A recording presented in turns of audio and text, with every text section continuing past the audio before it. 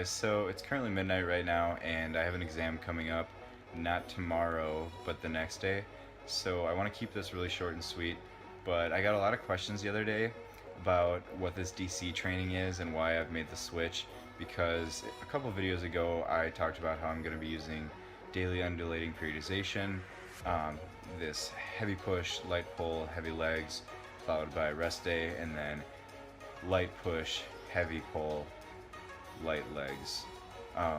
And I was going to be doing a 6-day routine, and as you saw by my workout with Josh, I wasn't doing that. So after making that video, I came to the realization that I've hit a lot of strength and hypertrophy plateaus over the past several months.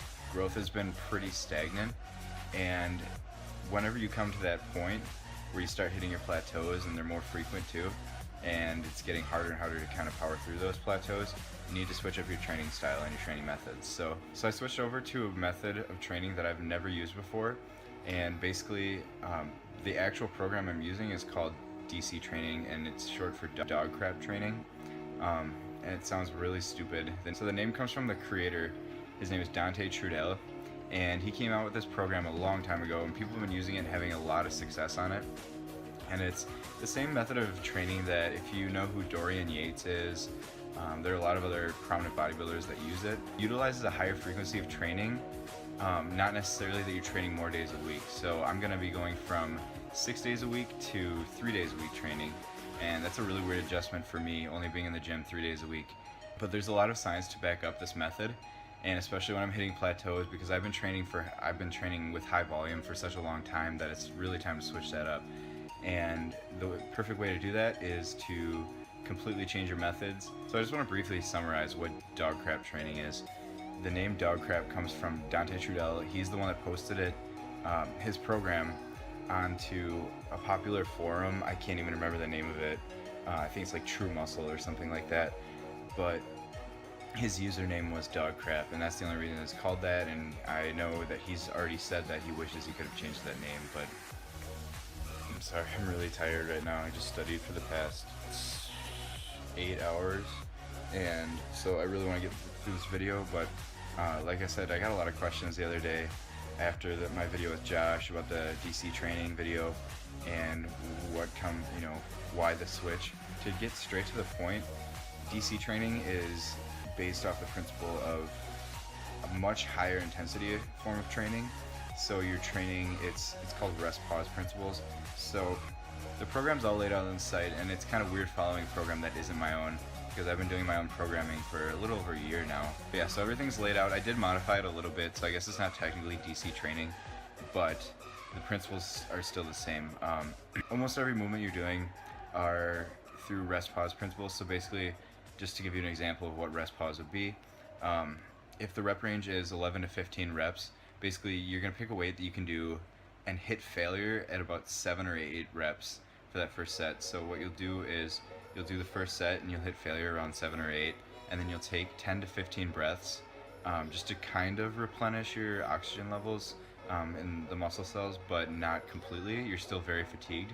And then right away you go back into your next set, and you're only going to get maybe 3 or 4, and then you're going to do the exact same thing. You're going to do 10 to 15 breaths, and then you do your last set, and you'll go to failure each time. So it's three subsets, I guess you could call it.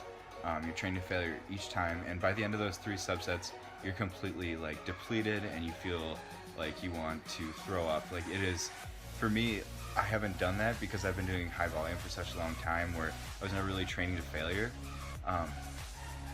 And so it elicits a very different response as far as the way that it taxes your body. So rest pause principles aren't the only thing that are being utilized in the program. Also, you're going to be using straight sets for certain things like deadlifts and calves and forearms, certain things like that you're not necessarily safe to do rest pause principles for.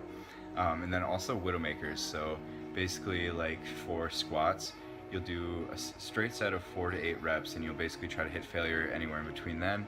And then following that, you'll do a set of 20 where you back off the weight and crank out 20 more reps of whatever that lift is. And by the end, you feel so sick, and it like, for me, I love that. Like, that's That's the type of intensity that I really enjoy, and I love going into the gym just with, you know, like the sole purpose of just kind of destroying my body in a smart and calculated way, but still to have a really high intensity in the gym.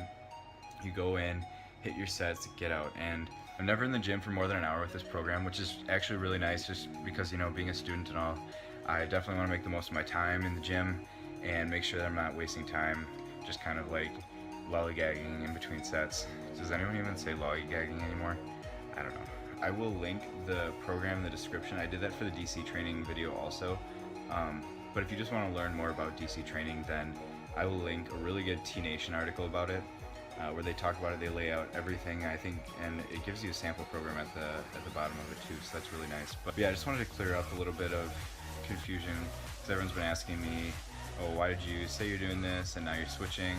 At the time, I guess I wasn't thinking that much about how I've been doing high volume for such a long time, not training to failure, not training that intensely, because when you're training high volume like that, you're in the gym 5-6 days a week. You're not training to failure because you can't recover enough by the next session where you're hitting that same muscle group. So I am definitely changing things up a lot, and I'm really excited, and even just since starting the program. So just to give an example of some gains that I'm seeing right away and some plateaus that I'm breaking through.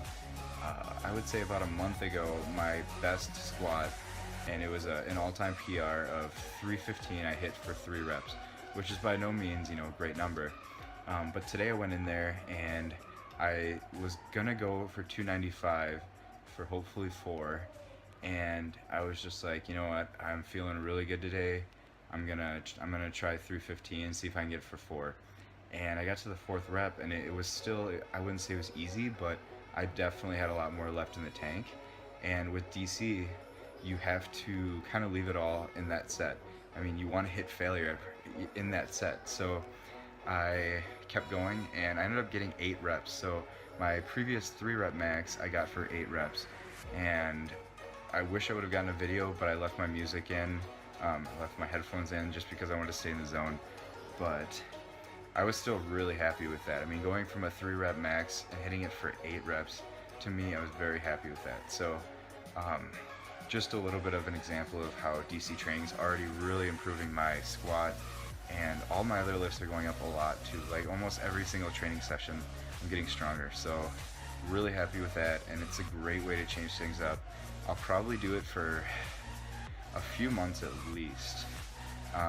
You basically do about 8 weeks of a blasting cycle, and then I think it was like 2 weeks or 3 weeks or something like that of a cruise, which is basically like strategic deconditioning, if you know what that is. Yeah, anyways, so I just thought I would clarify what's going on with my programming and, you know, clear up any questions that anyone had. So if you guys want to ask me anything about Doggcrapp training or any other principles like that, and just trying to understand this higher frequency, high intensity, lower volume training, hit me up and feel free to ask anything you want, and I'll try to get to that as soon as I can. Like I said, I have an exam this week and I have 3 next week, so it's not going to be a super quick response, but I will definitely get to it, and I'll clear up any questions that you might have. So this is just a little advice to people. If you've been training high volume for a really long time, DC training or any form of high intensity training is a really good way to switch things up and to kind of reset your body and start breaking through those plateaus again, those strength and hypertrophy plateaus. So, alright guys, I am ready for bed, so I'm gonna get to bed and get up in the morning and be ready for, you know, a whole another day of this. Alright, I'm out of here. Peace.